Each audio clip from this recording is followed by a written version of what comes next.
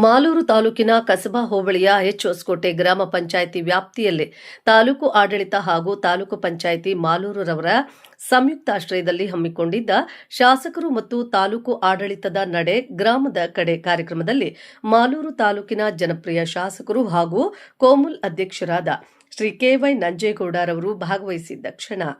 ಗ್ರಾಮಸ್ಥರ ಸಮಸ್ಯೆಗಳಿಗೆ ನೇರವಾಗಿ ಸ್ಪಂದಿಸಿ ಆಡಳಿತವನ್ನು ಜನರ ಬಾಗಿಲಿಗೆ ತರುವ ಬದ್ಧತೆಯನ್ನ ಮತ್ತೊಮ್ಮೆ ಸ್ಪಷ್ಟಪಡಿಸಿದ್ರು.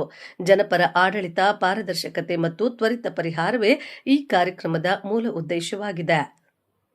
ಈ ಸಂದರ್ಭದಲ್ಲಿ ತಾಲೂಕು ದಂಡಾಧಿಕಾರಿಗಳಾದ ಶ್ರೀಮತಿ ಎಂವಿ ರೂಪಾರವರು, ಕಾರ್ಯನಿರ್ವಹಣಾಧಿಕಾರಿಗಳಾದ ಶ್ರೀ ಕೃಷ್ಣಪ್ಪರವರು ಸೇರಿದಂತೆ ವಿವಿಧ ಇಲಾಖೆಗಳ ಅಧಿಕಾರಿಗಳು, ಜನಪ್ರತಿನಿಧಿಗಳು, ಸ್ಥಳೀಯ ಮುಖಂಡರು ಹಾಗೂ ಸುತ್ತಮುತ್ತಲಿನ ಗ್ರಾಮಸ್ಥರು ಉಪಸ್ಥಿತರಿದ್ದರು. ವರದಿ ನಾರಾಯಣಸ್ವಾಮಿ, ಮಾಲೂರು.